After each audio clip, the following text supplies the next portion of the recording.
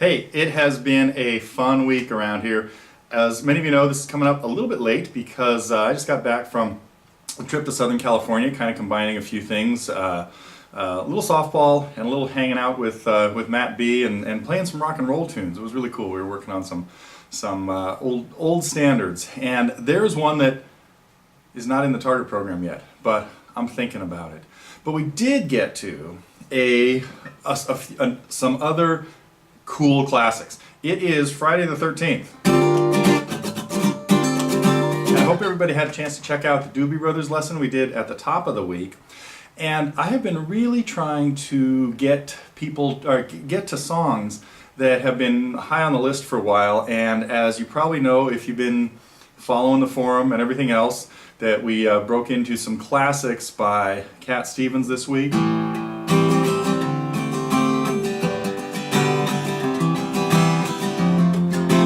And again, somebody that I have neglected for too long now. Speaking of that was of course Wild World. And of course something I have neglected for too long, or somebody we have, is Paul Simon. So he has had a bunch of songs on the suggested hit list for quite a while now, and got to quite a few of them. I hope everybody's had a chance to check out. Oops, where's it start?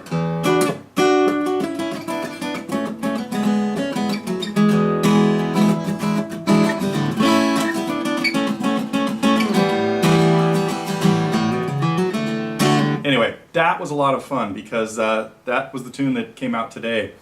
And as many of you know, there are some songs going way back that have me playing instrumental versions of them, not like the way they went on the album as introductions. And sometimes I have expected you or hoped that you could get them sort of figured out by yourself.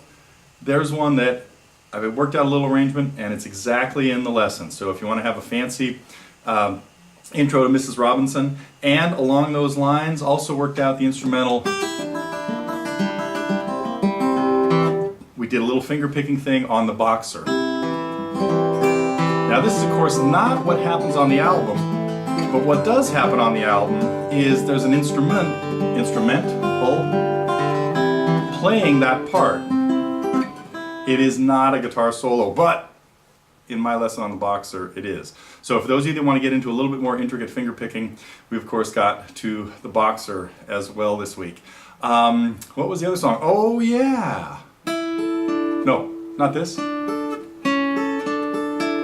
always confuse this. I was thinking about Jesse Colin Young. No, we got to Sounds of Silence.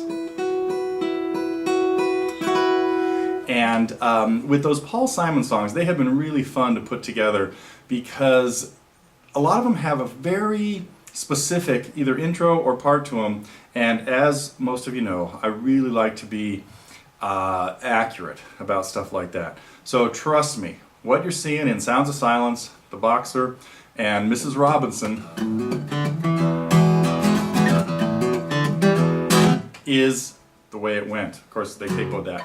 All those songs turned out to be capoed in slightly different places. Sounds of Silence way up the neck, The Boxer -1, and Mrs. Robinson usually at 2 or 3, depending on Paul's voice on any given day. So anyway, that has been the week for our target lessons, and then got to a lot of reviews, and I think only one of the reviews, and no, this was not America. Many of you noticed the similarity in the harmony and chord progressions to America and Mr. Bojangles. So, but I had a review of Mr. Bojangles that one of our target students put up, and of course somebody else noticed that it sounded just like America. But that was the only target lesson we managed to take a look at Under the Bridge.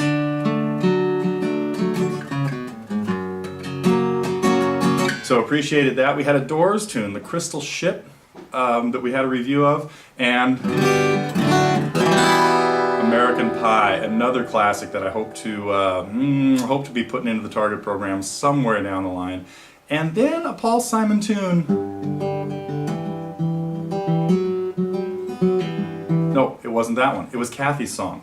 So I hope you get a chance to check out the video reviews, because the few that went out this week were 4 of them were songs not in the target program, but they're all songs in consideration. So that makes me want to bring up the voting on songs thing, because I really pay attention to that, and when there are songs out there on that list that I can pick out to do lessons of, it actually makes my job easier. Now, there are some on there that I'm still a little shaky on, but I'm checking them all out, and that's for sure. So that is about it for this week. One of the reasons that we're coming out a little bit late today is I have spent the last 8.5 hours on the road exploring the really off the beaten path towns in California.